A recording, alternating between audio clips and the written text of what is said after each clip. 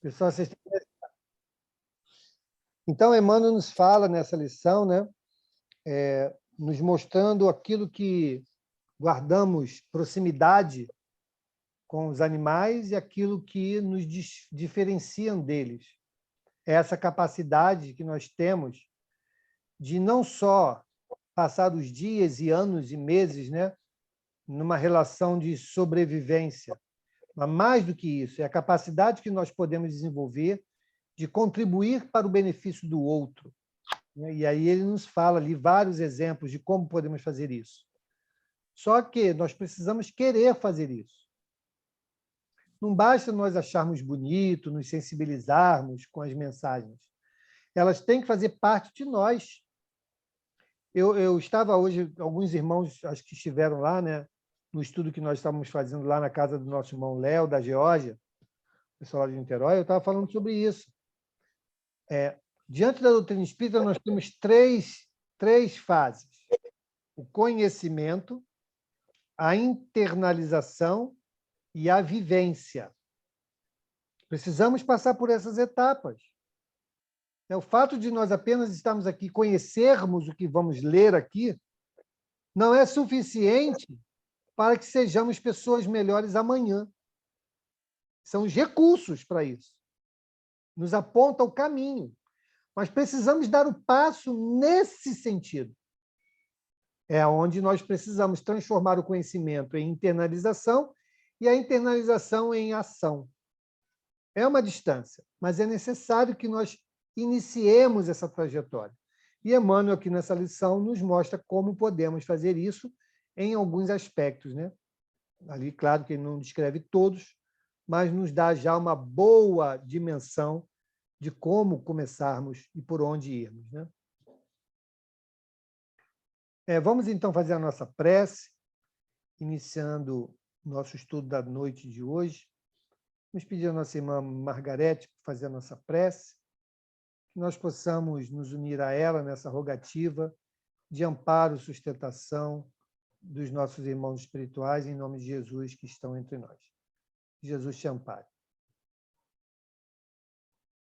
Jesus, amigo, amado mestre, agradecemos mais uma vez, porque dissemos sim ao estarmos reunidos aqui em seu nome para mais um aprendizado, que possa envolver a todos nessa noite de hoje, e que possamos realmente internalizar tudo que for falado e que em algum momento consigamos realmente colocar em prática com todo o nosso amor.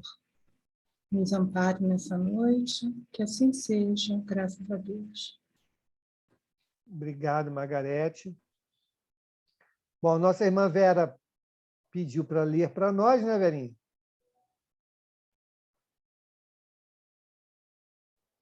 Ok. Então, vamos lá. Vamos lá. Mandamento número 7. Não roubareis. Ok. Lembra que nós estávamos fazendo aqui um paralelo, né, entre os 10 mandamentos e o que a gente já vem aprendendo aí, né, ao longo do advento da doutrina espírita, né, os nossos estudos, né? E nós vamos encontrar também, né, essa temática, né, no que diz respeito também no Evangelho, falando sobre essa temática aqui do não roubeis, nos dando ali as orientações de que precisamos para a questão da nossa relação com a materialidade, né, com a cobiça, né? Então, tudo com a vaidade. Então, tudo isso são desdobramentos desse mandamento, né? O não roubeis. E, no aspecto mais psicológico, né? Vou deixar depois o Valdemir falar isso, mas quantas vezes nós não roubamos aquilo que é material, mas roubamos outras coisas, né, que são ainda mais valiosas do que um bem qualquer, né? Roubamos, furtamos a esperança do indivíduo, né? Então, como nós precisamos prestar atenção nesses mandamentos com uma visão mais alargada, né? Não apenas na letra fria que está ali registrada, e sim no conceito que ela traz no seu bojo, né? Quer falar, Valdemir? Fica à vontade. Os irmãos também da sala quiserem comentar, reflexionar, fique à vontade. É só lembrar mesmo, você lembrou bem. Nós temos, por princípio, quando falar aqui do não furtar, não furtarás, não roubarás, pensamos, em princípio, em coisas materiais. Não furtará o dinheiro, não roubará o dinheiro, o carro, sei lá, o bem, ou qualquer coisa material. Mas vai muito mais além que isso, além disso. Nós, normalmente, e aí, por favor, quem quiser se excluir, fique à vontade, né? Mais uma vez, eu lembro assim, eu uso a primeira pessoa por causa disso, né? Eu, normalmente, ainda roubo muita coisa do outro. Mesmo que num processo inconsciente, mas quando eu não dou o direito do outro pensar diferente de mim, eu estou roubando dele essa possibilidade. E nós, atualmente, vivemos isso com muita intensidade, né? Fora isso, fora aquilo, eu estou roubando a possibilidade da pessoa ser aquilo que ela quer ser, pensar da maneira que ela quer pensar, agir da maneira que ela quer agir. Então, esse furtar é muito mais que bens materiais.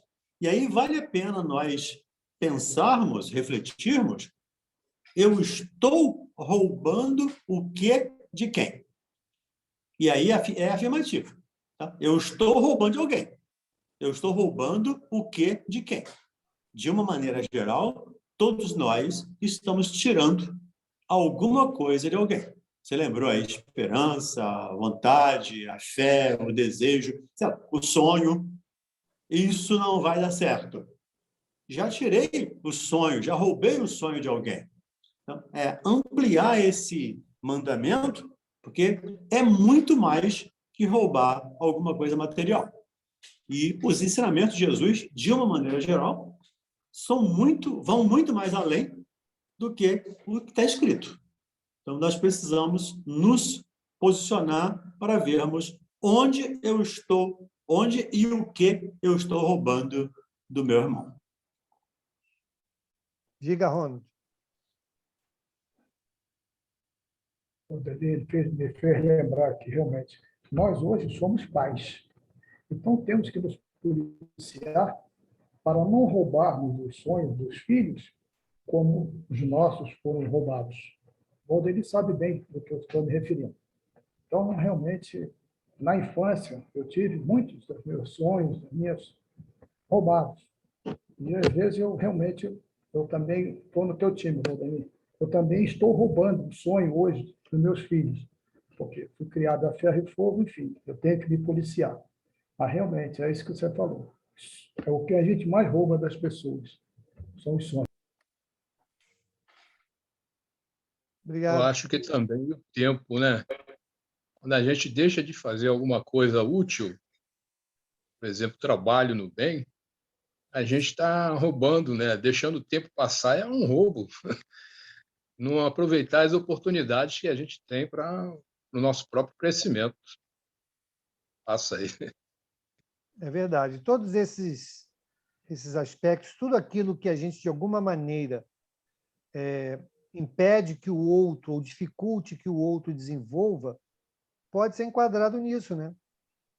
Porque é uma maneira da gente impedir que aquela potencialidade venha a crescer, né? A dar frutos. E isso, de alguma maneira, é impedimento que nós estamos impondo, é uma maneira de nós furtarmos isso do companheiro, né? A experiência. Posso falar, professor? Claro, Lívia. Tudo Temos bem. professores, não. Obrigada. Eu Tem gostaria... professor, querido. Oi? Tem professor, não tem professor aqui. Somos todos estudantes. Para mim são todos mestres, porque eu estou engatinhando ainda aqui, aí eu acho que todo mundo é mestre. Eu também estou engatinhando. Então tá bom. Aí fico mais feliz assim. Mas eu queria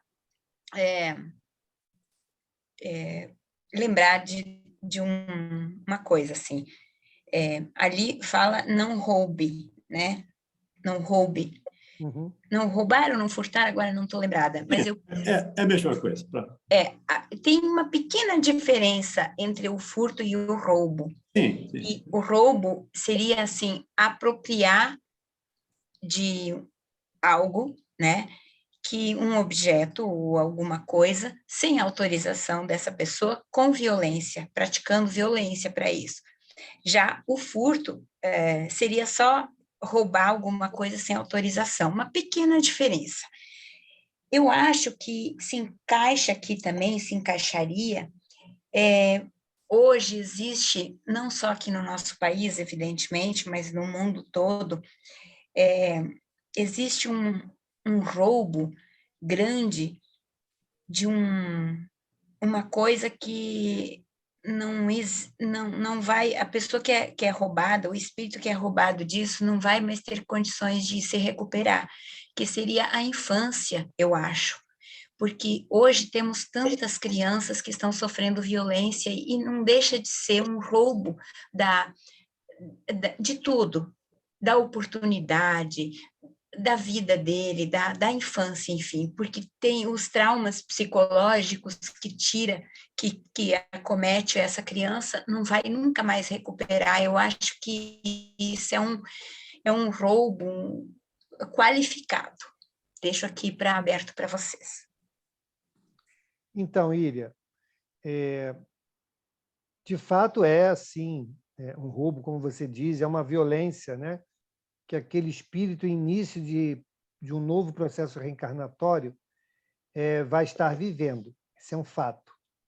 Mas ele vai se recuperar, sim. Um dia ele irá se recuperar. Porque, como nós somos reencarnacionistas, né? E acreditamos nas sucessivas vidas, e chegará um momento, breve ou longo, em que nós compreenderemos as motivações que nos levaram a viver aquela experiência dolorosa e teremos em nosso coração o perdão genuíno, né? E nesse momento nós estaremos recuperados dessa experiência, né? A lembrança permanecerá, porque a lembrança faz parte da nossa história, né? Mas o sofrimento não. A vivência dolorosa passará e ficará apenas a lembrança e o ensinamento que ela, porventura, nos deu, né? Então, essa é a reflexão que nós temos diante do que você trouxe. Mas é uma verdade isso que você falou. Sim. Fala, Bel. Pode também esse espírito ter pedido para passar por isso, né? Estar dentro do seu projeto encarnatório e, se passar bem, ele terá sucedido, né? Nessa encarnação. Sim, também é uma opção. Como a gente fala sempre, Íria, em termos de doutrina espírita, não existe uma receita de bolo, né? São tantos os fatores que vão contribuir para aquela experiência em si que ela ela é praticamente particular, né? Por mais que ela possa se apresentar similar, temos ali um grupo de crianças que sofreram abuso, mas individualmente esse reflexo, essa ação, nosso entendimento diante daquilo, as consequências será per si, né? E também, quando, ao longo da vida, nós também teremos momentos bem distintos para compreender aquele momento, para poder superar aquele momento. E, se não for suficiente, quando retornarmos à vida espiritual, também, per si, teremos ali todo o apoio, o amparo, a depender do que nós construímos na vida e também a respeito desses episódios. Então, nós temos que ter sempre fortalecido em nós a certeza de que não estamos desamparados em momento algum. Nós podemos não perceber o amparo, é outra coisa, né? Mas julgar estarmos desamparados, sozinhos, isso é que nós precisamos entender que nunca estaremos, né? A Flavinha botou aqui um comentário. Ela botou aqui: o espiritismo e o direito têm uma palavra muito comum a ambas, que é a palavra depende. E realmente depende de uma série de fatores, como nós já citamos aqui alguns, né? A própria Isabel falou aqui, pode ser até uma escolha nossa, termos compreendido a necessidade de vivermos esse episódio nessa existência para ver como vamos superá-la ou resgatar esse episódio. Diga, Rodrigo, quer falar? Mauro, não, só para lembrar, quando no caso da nossa escolha, eu escolhi passar por isso, passar por uma dor, passar por um sofrimento, passar por qualquer dificuldade, isso não implica dizer que o outro reencarnou para me impingir uma dor. Sim. Senão o outro teria que reencarnar para punir, e ele seria isento de responsabilidade. E não há essa coisa na lei de Deus. Todo ato nosso tem uma consequência. Então, quando eu peço para passar por uma dificuldade, Deus não precisa que um outro irmão meu me faça sofrer. Ele tem instrumentos, as leis de Deus têm instrumentos para que eu passe por aquilo sem que isso implique na responsabilidade de alguém. Senão a gente pode ficar pensando aqui que a partir do momento que eu pedir para sofrer um abuso, por exemplo, alguém reencarnou para abusar. Eu posso ter dificuldades das mais variadas através de doenças mentais, doenças psicológicas, doenças físicas, orgânicas, enfim, sem a necessidade de alguém escalado, reencarnado, para cometer esse abuso. Só para a gente não confundir as coisas aqui, deixar bem claro aí para o pessoal. Como eu falei, eu estive na palestra da casa lá do Léo, da Geórgia, depois fui para o estudo dos trabalhadores e estou aqui agora. E vou repetir pela terceira vez, acho que foi uma temática desses 3 temática do dia. Do dia. Nós, lá no Livro dos Espíritos, na pergunta 100 adiante, nós já passamos por lá, né? Fala da escala espírita. E dentre os espíritos de terceira ordem, existem lá os maléficos. Os maléficos não significa que eles são maus, eles fazem maldade, é diferente, né? Porque ninguém é mau, a gente é ignorante do bem.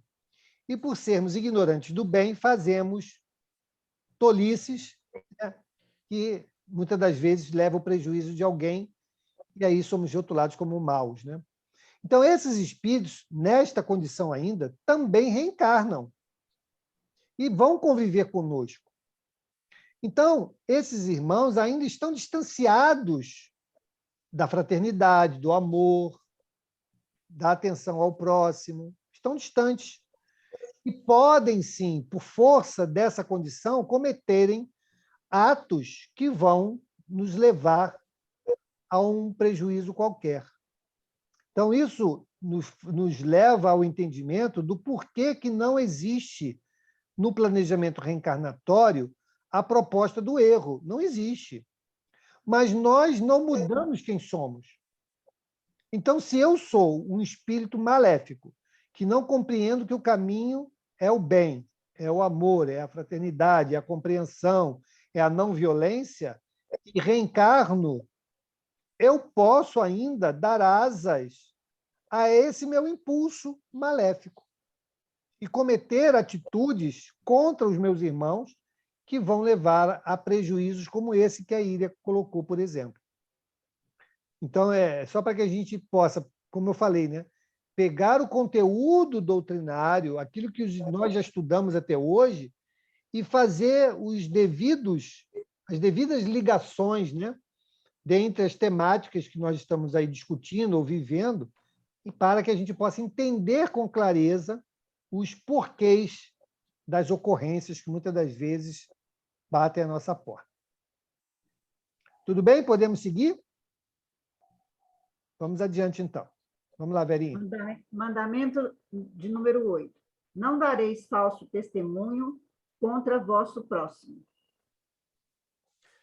Ok.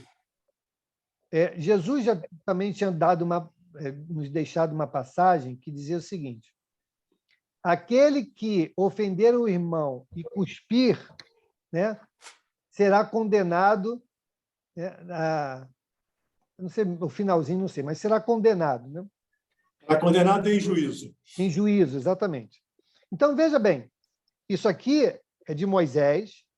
Jesus reafirma a mesma coisa com outras palavras, e nós vamos enxergar também lá no Evangelho, nos Espíritos, né, essa atitude que muitas das vezes a gente repete ainda nos dias atuais.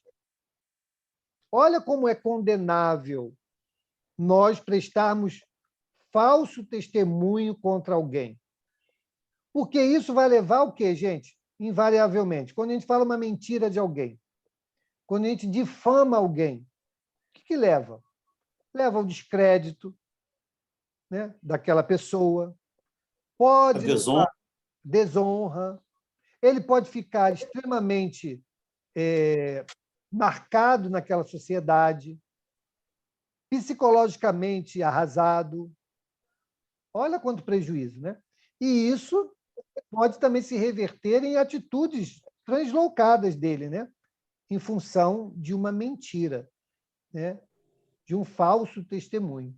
Então, veja que coisas que hoje nós estamos vendo aí como se fosse água.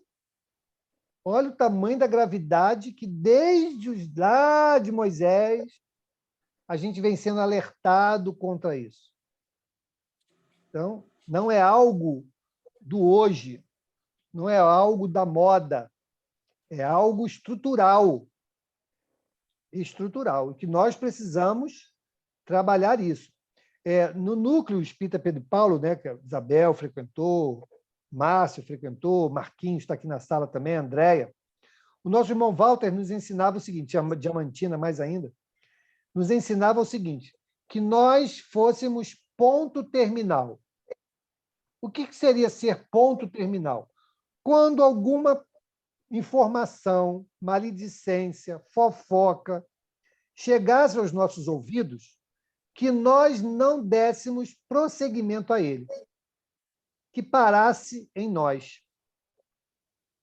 Então, ele estimulava, né, que se nós pudéssemos ser pontos terminais, nós íamos ajudar e muito a amenizar esses impactos. Porque quem conta um conto aumenta um ponto. Aí a gente vai dando as nossas versões, a história do telefone sem fio, daqui a pouco a pessoa é a pessoa mais miserável do mundo. Então, nós precisamos, sim, exercitar isto, né? Porque nos ajuda, né? E também faz com que o mal não se propague, né? Que a gente não leve adiante essa maledicência contra um irmão. Né? Ô, Mauro. Oi. Então, a gente hoje em dia, com as redes sociais, né, a nossa responsabilidade também numa fake news, né? De receber uma notícia que a gente não sabe se é verdadeira. Quando a gente faz um compartilhamento, a gente ajuda aquela informação que a gente não sabe, né, procedência, se é verdadeira ou não, a se espalhar com muita facilidade, com muita rapidez, né? É verdade, Cris. Principalmente quando a gente está envolvido pela paixão do momento, pelo calor, né? Principalmente quando nós somos aí partidários de alguma teoria, né? A gente abraça aquilo como verdade, nem corre atrás de verificar se é verdade, se é atual ou não. Isso é uma grande verdade, Cris. Já caí muito nessa casca de banana, né? Hoje eu estou mais cuidadoso. Porque tipo, se agradou a gente, né? Aquela informação, se concordou com o nosso pensamento, né? Pouco importa se é verdadeiro ou não, né? A gente passa adiante. Temos que ter cuidado, sim. Obrigado, Cris. Podemos seguir, gente? Vamos lá, Vera. 9º mandamento. Não desejareis a mulher do vosso próximo. Isso aí não precisa nem explicação, né, gente? Não. Como nós ainda, né, vivemos situações como essa. Isso tem a ver com a questão de muitas mazelas nossas, né? Que nós ainda temos a questão do apego, a questão da cupidez, né? Muitas coisas que fazem parte do nosso container de imperfeições, né? Eu costumo dizer que a gente traz um container de imperfeições. Todas essas imperfeições, nós temos um pouquinho ou muito delas em nós. E nós vamos, esse é o trabalho nosso, né? De uma vez que vamos compreendendo que temos e já não desejamos ter mais, iniciar um trabalho de purificação, a famosa reforma íntima. Então, é dessa maneira. Antigamente, nós éramos, nem tínhamos classificação, né, no nosso relacionamento, eram poligâmicos. Depois, a gente foi compreendendo, a sociedade foi amadurecendo, chegamos à monogamia. E assim vamos caminhando, valorizando a relação, o respeito de uns para com os outros. Temos essa pergunta explícita, né? Lá no Livro dos Espíritos, ele fala que retornar, voltar a esse tipo de relacionamento, né, da poligamia, seria um retrocesso, não um avanço. Então, nós precisamos entender isso e valorizar. Por quê? Porque nós temos visto um movimento muito forte para a desconstrução das famílias. Temos visto isso. Sobre aí a faixa do progressismo, que a sociedade precisa evoluir. E aí, será que estamos evoluindo para o caminho certo? Será mesmo? Ou estamos cedendo a uma minoria que grita muito, faz muito barulho, e que podem ser perfeitamente irmãos ainda atrasados no que diz respeito aos aspectos morais, e que querem viver aí retornar às suas experiências, que, graças a Deus, a sociedade já avançou nesse aspecto, né? Mas são irmãos que estão reencarnando e que não se modificaram sobre esses pontos e estão fazendo força para voltarem, né, às suas antigas experiências. A doutrina espírita nos ajuda a enxergar isto. Então, gente, isso é uma reflexão minha, tá? Essa é a minha reflexão diante do que nós estamos estudando e fazendo a devida análise para os dias atuais. Como que nós vamos interpretar todo esse movimento que estamos vendo aí, né? A liberação das drogas, o fomento para a liberação do aborto, né? A desconstrução do gênero, a desconstrução da família. Né? Será que tudo isso é o quê? É o acaso? É um grupo que está cansado? Não. Como a doutrina espírita nos mostra, podem ser irmãos que estão ainda lá, né, num estado ainda inferior no seu processo evolutivo, mas que a misericórdia divina permite o seu reencarne para que possam serem beneficiados dessa onda, né, do progresso moral e social, para ver se conseguem dar um passo qualitativo na sua evolução. Mas muitos não conseguem. Mas isso não significa que eles não sejam influentes, que não sejam, tenham o seu magnetismo de liderança, que não sejam inteligentes. Tudo isso pode fazer parte e compor esses espíritos, mas ainda estão inclinados a determinadas distorções, né, de ordem sociomoral, né? Diga, Angélica. Quer falar, Valdemir? Só lembrar, o capítulo 10, o Evangelho, o mandamento 10, vai complementar bem essa questão que você está dizendo aí, porque esse desejar a mulher não é só a mulher, né? É desejar o que é do próximo. Qualquer coisa que seja do próximo, nós precisamos entender que aquilo não é nosso. Eu posso até almejar possuir aquilo. Eu vou trabalhar, vou estudar, enfim, vou lutar para conseguir aquilo. Mas desejar o que é do outro, seja lá o que for, é realmente um desequilíbrio. E a gente tem que ter cuidado, porque a gente tem uma tendência, de novo, né? Deixa eu usar a primeira pessoa, né? Eu tenho uma tendência grande de olhar para o defeito do outro, para as dificuldades do outro. E, claro que eu acabo esquecendo ou encobrindo as minhas. E eu preciso aprender a olhar para mim. quais as minhas dificuldades nessa área, ou em qualquer outra área que o Evangelho nos tira. Então, é olhar para cada um de nós, porque esse ensinamento, mais uma vez, eu lembro isso, eu sempre acreditei nisso e falo nisso sempre, o ensinamento evangélico é singular, ele é pessoal. Então, ele fala para o Valdemir exclusivamente, para a Ana exclusivamente. Cada um de nós vai pegar, para a Flávia, cada um de nós vai pegar esse ensinamento dentro da nossa capacidade de entendimento e aí sim vivenciá-lo na medida do possível. Posso? Oi, Não, Íria. o seu Valdemir já respondeu. Obrigada. Ah, tá ok. Íria, depois da Flávia eu passo para você. Só um minuto, para a gente seguir a ordem aqui. Sim. Fala, Flávia. Eu já escutei numa palestra uma vez que isso aqui que a gente está falando, para mim, eu enxergo como a inveja, né? Uhum. Não sei se eu estou errada, eu enxergo isso aqui, para mim, isso aqui está falando da inveja. Acho que foi o Chico que falou que se nós soubéssemos a energia que a inveja tem, tanto que a gente recebe quanto que a gente emana, que a inveja é uma das piores energias que o ser humano emana. Vocês já ouviram falar sobre essa fala dele?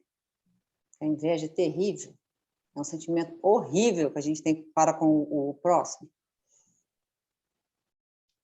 Como todo outro sentimento menor, né, vai nos trazer muitos prejuízos, né? E a inveja, eu acho que ela realmente nos consome muito, porque a gente fica desejando algo e sem querer trabalhar para obter, né? A gente apenas quer tirar do outro para se apossar daquilo, né? Realmente é muito triste. Diga, Íria. Tem uma frase, Mauro, só para finalizar, tem uma frase que eu acho muito legal. A gente tem mania de achar que a grama do vizinho é melhor, né? Do que a nossa. Mas às vezes ela é de plástico. Vocês já ouviram falar Eu ia isso? falar isso. Mas às vezes ela é de plástico. É verdade. Não é nada daquilo que você acha. Não é nada daquela maravilha que você pensa. E ainda, se me permitem, ainda sobre esse negócio de esse mandamento, algo me chama atenção aqui. Por que Jesus falou não desejar a mulher do próximo e o homem do próximo, da próxima, nós podemos desejar? Parece assim que foi, não sei se, me perdoem, eu posso estar errada, mas eu estou aqui refletindo, né? E quero dividir meus pensamentos com vocês. Parece assim que é só para o homem que não pode desejar a mulher do próximo, mas eu, né? Como é que fica? Eu posso desejar o homem da minha próxima, da minha amiga? E quando Jesus fala, ele disse assim, eu, porém, lhes digo que todo aquele que olhar para uma mulher com desejos de possuí-la, já cometeu adultério. E hoje, puxando para o nosso dia a dia hoje, se você... teve uma época assim que eu frequentava mais barzinhos com amigas e tal. Esse negócio, assim, se analisando mesmo por cima, a gente pensa, meu Deus do céu, mas o que é isso? Está virado no que é isso? Sabe? Eu via pessoas com a própria esposa do lado comentando com amigos sobre a mulher do outro e vice-versa. Então, assim, as pessoas não se dão conta desse mandamento, a profundidade que tem esse mandamento. Não sei se vocês concordam comigo. Entendo, Íria. Primeiro, a gente precisa entender o momento histórico, né? Aqui está o registro na época de Moisés. A época de Moisés, isso que eu ia falar, Mauro. Nem é do Cristo. Isso é de Moisés. Isso é de Moisés. É 1.200 anos antes de Cristo. Está certo que Jesus vem ratificar isso também nas suas falas, né? Uhum. Isso, em Mateus 27. Isso, então. Por quê? A questão cultural. A época de Moisés, a mulher não tinha vez de nada. Tá bom? Não olhava nem para o lado. Não olhava nem para o lado. Não andava nem do lado. Não andava nem do lado. Então, isso já era próprio do homem. Então, o homem era quem cobiçava mesmo, né? Então, tem esse aspecto aí, deixar registrado. Jesus, quando vem reforçar isso, ele amplia, ele fala que se você fizer por pensamento, já cometeu adultério, já pecou. Claro, porque quem pensa é o espírito. Se eu, espírito, mantenho esses pensamentos, a minha intenção é realizar isso. Então, intimamente, eu já construí o adultério. Posso não chegar às vias de fato, mas eu já construí, né? Já idealizei, já até de uma certa forma sensorial, já estou vivendo aquilo. Ok? Então, isso é importante para que a gente faça os devidos recortes no tempo, né? E a gente entenda a progressão disso. Hoje vem a doutrina espírita trazendo novamente essa visão ainda mais alargada. E aí cai no que você falou. Não é apenas o homem, é o espírito, independente do gênero que ele esteja vivendo. Há que se construir, de fato, o respeito, né, entre aqueles que escolheram conviver juntos. Nós não estamos mais naquela civilização da barbárie, né, onde nós temos ali pessoas como objeto, não mais. Hoje nós escolhemos as companhias como aqueles que vão nos complementar em termos de nos dar exemplos, de nós influenciarmos no seu progresso. Então, a visão mudou completamente, né? Mas eu entendo a sua colocação e Jesus veio ampliar esse conceito e essa profundidade, e a doutrina espírita vem nos mostrar que é uma via de mão dupla, né? Que não é apenas uma cobrança masculina ou feminina, e sim do espírito encarnado vivendo num determinado gênero.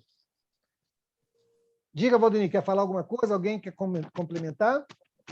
Só lembrar aí que quando Moisés recebeu esse mandamento, a ideia da reencarnação ela não existia ainda, pelo menos claramente. E quando Jesus fala, ele fala quando Deus fala, né? Porque não é Jesus, é Deus falando. Ele está falando para o espírito. O espírito desejar o que é do outro. O homem, a mulher, o bezerro, a vaca, o boi, ou o carro. Hoje, né? As ações, o ouro, né? A Mercedes, a BMW, tudo está enquadrado dentro desse mandamento. Ao longo do tempo, nós estamos vendo que eu sou homem hoje, mas amanhã eu sou mulher. Então, o que eu desejo hoje, amanhã eu sou desejado. E vice-versa. Então, nós vamos trocando de posição. Mas isso foi ao longo do tempo. Por isso veio a segunda revelação, que é o Cristo, e vem a terceira revelação, que é a doutrina espírita. Vem esclarecendo, ampliando esse conceito que ficou muito restrito à época de Moisés, em função da cultura do povo hebreu da época. Oi, Flávia, você quer falar aí do comentário que você colocou? Não, vocês estão falando da época, por isso que citou a mulher, né, ser cobiçada e tudo. Eu lembrei da Cláudia, da Lívia Lentulus, do livro Há 2000 Anos. Nossa, como é que o Pôncio Pilatos perturbava ela, coitada. E ela, na história, quem lê o livro sabe, né, como que ela sofreu por isso. Ela não cedeu a todas as investidas dele, na história do livro, só depois, no final, que o Públio Leto fica sabendo que ela não traiu ele, né, com o Pôncio Pilatos. Se não me engano, é isso mesmo a história. Se não me engano. É isso mesmo, Flávio. A ideia foi isso. Quer dizer, ela foi tentada, né? Não aceitou, e armaram, né? Fizeram uma armadilha para ela, para que o Emmanuel, o senador, né? Percebesse que ela estava cometendo equívoco, cometendo erro, quando de fato ela não estava. Ela estava ali tentando salvar Jesus, e graças a isso ela deu um salto, né, em termos espirituais, um salto quântico.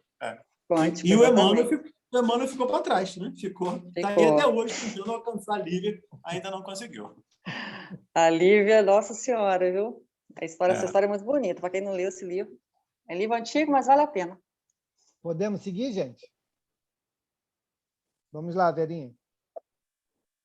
10º mandamento. Não cobiçareis a casa do vosso próximo, nem seu servo, nem sua serva, nem seu boi, seu asno ou qualquer outra coisa que lhe pertença. A gente já comentou aqui, né? Uhum. Os comentários do item anterior, a gente abrangeu isso daqui. Podemos seguir, então? Vamos lá. Pode? Essa lei é de todos os tempos e de todos os países, e por isso mesmo tem um caráter divino. Todas as outras são leis estabelecidas por Moisés, obrigado a conter, pelo temor, um povo naturalmente turbulento e indisciplinado, no qual tinha que combater os abusos e os preconceitos enraizados, adquiridos durante a escravidão no Egito. Para dar autoridade às suas leis, ele teve que lhes atribuir uma origem divina, assim como fizeram todos os legisladores dos povos primitivos. Ok? Ok? A autoridade do homem devia apoiar-se sobre a autoridade de Deus, mas somente a ideia de um Deus terrível podia impressionar criaturas ignorantes, nas quais o senso moral e o sentimento de uma justiça imparcial estavam ainda pouco desenvolvidos. É evidente que aquele que havia incluído em seus mandamentos, não matareis, não fareis mal ao vosso próximo, não poderia se contradizer fazendo do extermínio um dever. Portanto, as leis mosaicas, propriamente ditas, tinham um caráter essencialmente transitório. Ok. Dá para entender bem aí, né? Uma coisa da outra. Né? Então, os 10 mandamentos foram as orientações divinas, né? Já para aquele início ali de transformação social, né? E moral da humanidade. E Moisés, então, criando as suas próprias leis para poder frear aquele povo.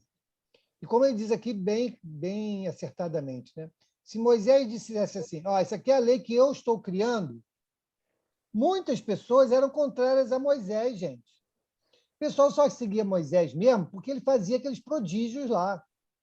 E eles achavam que, de fato, Moisés era o representante de Deus, né? Junto àquele povo. Por isso que nem conseguia. Agora, se Moisés chegasse assim, vou criar aqui umas leis aqui, porque a gente está fazendo muita bobagem, tu acha que o nego ia acreditar? Ia seguir? Não ia. Ia rebarbar. Então, ele atribuía como sendo também leis divinas. E aí, sim, começaram e aceitavam por conta disso. Até hoje, gente, a gente faz isso. Até hoje. Quantas e quantas vezes colocam na conta de Deus aquilo que o homem produz, né? E muitas das vezes contradizendo as próprias máximas divinas, né? Mas como a gente também tem o mau hábito, né, de endeusar determinadas pessoas, né, cairmos, né, na armadilha do fanatismo, isso nos impede de exercitar o senso crítico. E aí vamos aceitando alguns absurdos, né? Porque não, mas aquela pessoa ali é divina, aquela pessoa é um santo, aquela pessoa faz prodígios, ela é a melhor pessoa do mundo, é um ser muito iluminado. Olha quantos exemplos aí nós tivemos de pessoas que eram julgadas muito iluminadas e depois se apresentou de fato como são.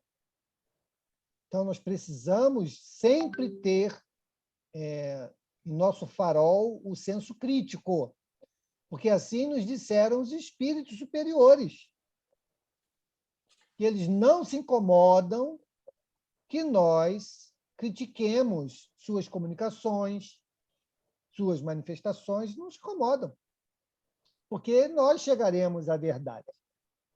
Aquele ao qual é submetida a crítica, a análise, e se revolta, né, se incomoda, não é um espírito superior, não é alguém que nós devemos apostar todas as nossas fichas, né?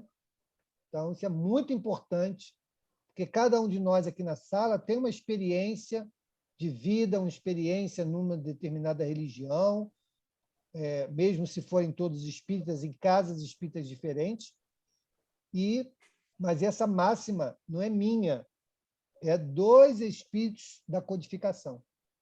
Então, elas precisam ser levadas em consideração onde quer que nós estejamos. Diga, Pedrão. Oi, Não, antes do Pedro, Mauro, me permita aí, Pedro, só lembrar lá, hoje não é a Isabel, é o Pedro. A Isabel não quer falar, eu tenho na frente do Pedro. Isabel, estou esperando você falar aí para eu poder entrar na sua frente. Mas lembrar lá no livro dos médiuns, tem uma mensagem do Erasto, onde ele fala que nós devemos, ou que devemos mesmo, rejeitar 10 verdades a aceitar uma inverdade. Então, e por isso Moisés tinha que colocar Deus nas suas leis, porque se ele não colocasse Deus, como você disse, não seria aceito. E Moisés criou, além desses 10, Moisés criou mais 613 mandamentos. Então, Deus tinha que estar atrás de tudo isso, porque senão o povo, com certeza, não toparia, não aceitaria essas leis de Moisés, que, inclusive, umas delas contraria o próximo mandamento. Porque a lei de Moisés mandava matar. Em algumas circunstâncias, mandava matar. E o mandamento diz: não matareis. Então, ao longo do tempo, isso vai sendo esclarecido para a gente. Aí, com o Cristo, isso é bem ampliado. E com a doutrina espírita, para a gente, aí fica bem claro agora o que é de Deus e o que não é de Deus, que é de Moisés aqui, no caso, como Kardec diz aqui. Desculpa, Pedrão, está batendo tempo aí. Tranquilo. Eu só queria assim, tirar uma dúvida, assim, porque Kardec diz aqui: é de todos os tempos e de todos os países essa lei, e tem por isso mesmo caráter divino. A gente sabe que os países do Oriente Médio, por exemplo, alguns ainda não aceitam Jesus como Messias, não é isso? Sim. E também eles seguem outros preceitos, como o Alcorão, o Torá e outras coisas mais. Aí a minha dúvida é a seguinte: esses 10 mandamentos prevalecem para eles também? A ideia dos 10 mandamentos, o princípio dos mandamentos, sim. Porque Jesus depois resumiu esses 10 mandamentos em 2. Amar o próximo, amar a Deus sobre todas as coisas, e o próximo como você mesmo. E a gente, eu já falei aqui outras vezes, a gente pode resumir em 1. Amar. Simplesmente. E o amor, Pedro, pelo que eu conheço, eu não sou um especialista aí, não sou um teólogo, não sou especialista em religiões, mas pelo que eu conheço, que já estudei algumas religiões, o amor é a essência de todas as religiões. Então, todas as religiões, inclusive o islamismo, eu conheço países islâmicos, já estive lá conversando com islâmicos, a filosofia deles é muito bonita.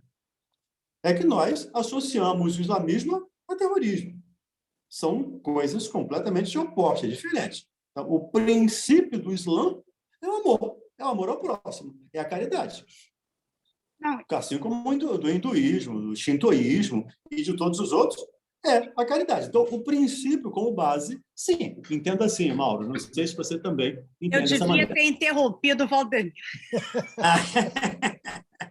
Perdeu? Que oportunidade! Mas o Torá, ele é baseado no Velho Testamento. Eles seguem Moisés. Aliás, eles não veem o Jesus como Messias, mas o Torá é baseado no Antigo Testamento, né? Nas palavras de Moisés, no que Moisés trouxe. Então, sim, no mundo inteiro, o Decálogo é seguido. Por isso que eles são tão radicais assim. O radicalismo vem, né, não especificamente da letra, né? dos 10 mandamentos, né? Radicalismo é da pessoa. Ela vem, exatamente, ela vem da pessoa na interpretação da lei, né? Uhum. E como as leis mosaicas são atribuídas à divindade, por isso que eles são tão duros ainda hoje na aplicação dessas máximas, né? Por isso você vê lá condenando a morte, o apedrejamento, né? Porque está lá, está escrito lá. Olho por olho, se você roubar, exatamente. corta a mão. Corta a mão, até hoje é feito isso, né? Conta que eles levam ao pé da letra, a letra fria daquilo que lá está escrito. Porque se reduzisse, de fato, tirando o que Moisés criou e trouxesse apenas para os 10 mandamentos, não seria tão grave assim, e talvez nós tivéssemos um comportamento menos agressivo, né, por parte dele, mesmo não considerando o Cristo, mesmo se considerasse o Velho Testamento, mas se tivesse separado o que era divino e o que era humano, talvez hoje aquela sociedade estivesse um pouco melhor, né? Mas o radicalismo sempre é nosso, né? E não só por eles não, tá, gente? Entre nós também temos extremistas, né? Temos extremistas. Você vê, hoje já existe um movimento querendo fazer uma releitura das obras fundamentais, ou seja, uma reedição, uma modificação nos termos, na forma de entender o que está escrito. Aí, movimento espírita, tá, gente? Então, assim, dentro da nosso telhado é de vidro. Então, nós temos que estar atentos a isso para podermos defender a doutrina espírita desses falsos profetas que estão por aí, né? Só para fazer uma atendo aqui à fala da Isabel, o olho por olho, dente por dente não é de Moisés, tá? Olho por olho, dente por dente é do Código de Hammurabi. Uhum. Isso é 18 Baleão, séculos. né? É 600 anos antes de Moisés. Então, algumas... Moisés, né, quando até falou nisso, mas Moisés já utilizou um código que já existia antigamente. E o olho por olho, dente por dente é um progresso. Não podemos esquecer disso. Porque antes do olho por olho, dente por dente, você ia lá e batia no membro lá da tribo A. A tribo lá ia lá e matava 5% da tribo B. Então, era desproporcional. Então, agora não. Se quebrou o olho, quebrou um dente, vai lá, então arranca só um dente. Furou um olho, vai lá, arranca só um olho. Isso já foi um avanço. Moisés, outro avanço. Jesus, avanços. Kardec, ou a doutrina espírita, avanços. Só para não confundir, dizendo que o olho por olho é de Moisés. É bastante tempo antes de Moisés. Tudo bem, gente? O pessoal está muito calado, está em estado de choque, não? Todo mundo em estado de choque, aí ninguém fala nada. Isabel, vou ficar quieto agora para você falar a partir de agora. Até parece. Bom, gente, eu acho bom a gente não avançar hoje. Já faltam aí 3 minutos. 3 minutos. Né, para que a gente possa iniciar na semana que vem, no início do próximo item, que vamos falar do Cristo, né? O advento do Cristo. Senão você fica até sem voz, né, ô Mauro? Não, estou de boa. 3 palestras, 3 sessões seguidas, coitado. Nada, aqui vocês ajudam muito. Está de boa. Bom, pessoal, eu espero que vocês estejam gostando do modelo dos nossos estudos, tá bom? Por favor, participem mais, participem bastante, porque esse é o propósito, né? Eu falo o seguinte, na divulgação da doutrina espírita, não adianta nós apenas ouvirmos. Nós temos que colocar para fora aquilo que entendemos, para saber se entendemos certamente aquilo que ouvimos. Porque, senão, não está valendo a pena. Se eu não compreender o conceito que está sendo ali passado, né, que eu estou tendo contato, eu não vou conseguir, se eu não entendi, não vou conseguir aplicá-lo, ou vou aplicá-lo erradamente, o que é pior. Então, se sintam à vontade para perguntar, para trazer suas reflexões. Olha, eu não entendi desse jeito, eu pensava que era o contrário, para que a gente possa, em conjunto, né, aqui ninguém sabe mais do que ninguém, apenas alguns começaram antes, só isso. E aí nós vamos juntos, amadurecendo mais os conceitos, modificando os próprios conceitos, né? E é assim que nós vamos evoluindo. Tá bom, gente? Então, se sintam aí bem à vontade. Todos deveriam ter a oportunidade de ser interrompido pelo Valdenir. Aí, Valdenir, tu é o alvo, hein? O Pedro, por exemplo, e a Angélica já tiveram esse privilégio. Então, vocês se sintam assim, livres. Bem por aí. A Ilha também. Me permita, o Valdenir ele tem imunidade parlamentar. Tem bagagem.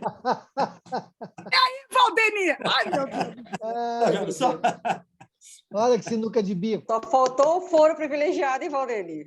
Pois é, foram privilegiados. Deixa eu botar o coraçãozinho antes que nego me linche. Bom, gente, Eu queria... Oi, Ilha, fala. Eu queria só fazer uma pergunta. Eu sei que pode ser que não seja do assunto, mas eu queria tirar uma dúvida com vocês. Tempo atrás, faz alguns meses já, eu ouvi na rádio, a rádio do Rio de Janeiro que eu ouço, e alguém falou, não lembro quem falou, que um dia a Igreja Católica ela já acreditava na reencarnação. E eu não lembro exatamente qual foi o programa e quem foi que falou. E que daí, por causa que tinha um rei, que daí a esposa do rei mandou tirar aquilo lá da pauta e mandou tirar, não, eu não quero, e daí tirou fora. Outro dia eu estive na casa de um familiar que tem um parente que é padre, e aí eu falei sobre isso, e eu não tinha onde basear, porque eu não lembro onde, se foi falado, eu não lembro, onde que está escrito isso, porque o padre me pediu. Onde que está escrito? Onde que... eu ouvi, alguém falou e eu tenho certeza que é verdade, mas eu não sei. Eu queria saber, vocês têm alguém saber me dizer onde que posso encontrar isso?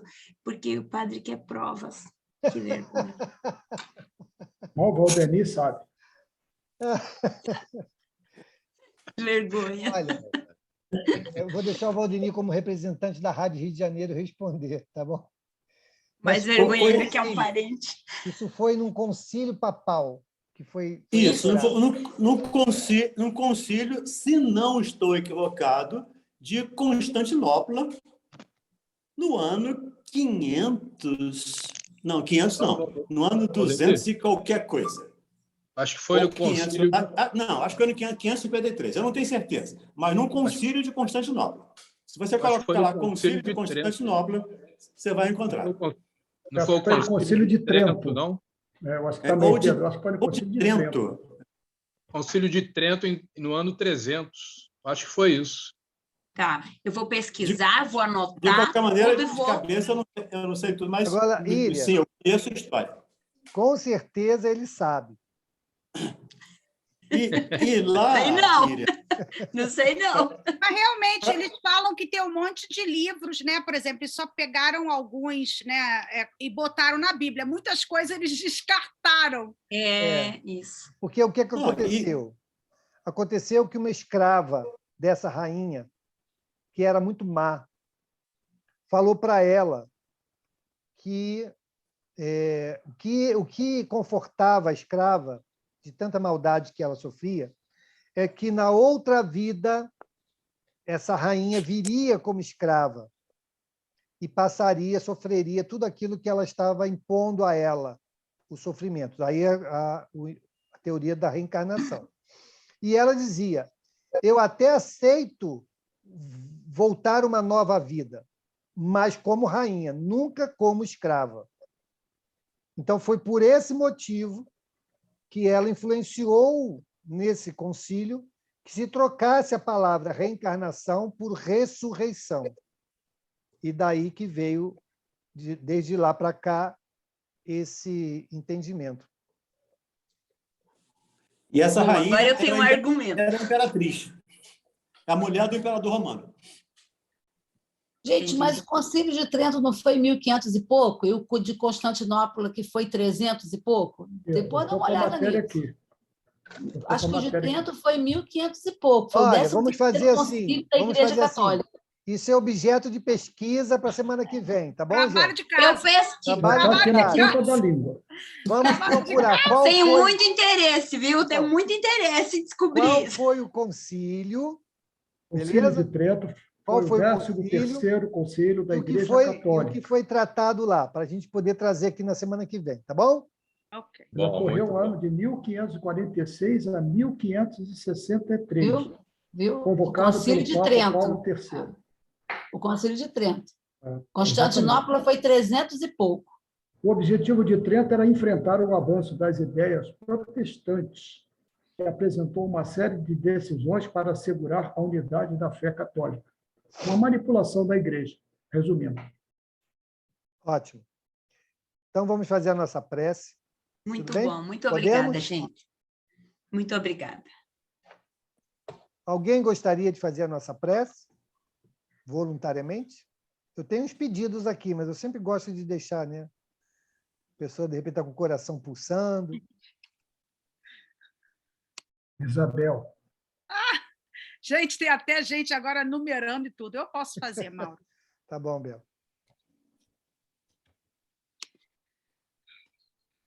Então, estamos aqui reunidos mais uma vez, amigos queridos, encarnados e desencarnados, com o coração aberto, com as mentes abertas, prontos para os seus ensinamentos, e que isso seja uma labareda somente para esse fogo que está abrindo nos nossos corações, que a gente possa espalhar esse fogo por onde passamos, com as pessoas que a gente convive no trabalho, na rua, na nossa casa, sejamos mais carinhosos, mais caridosos, menos invejosos, e que realmente a gente seja aquele o ponto terminal, né? Para qualquer tipo de intriga, qualquer tipo de fofoca, de deturpação, que a gente possa sempre olhar o próximo com ar caridoso.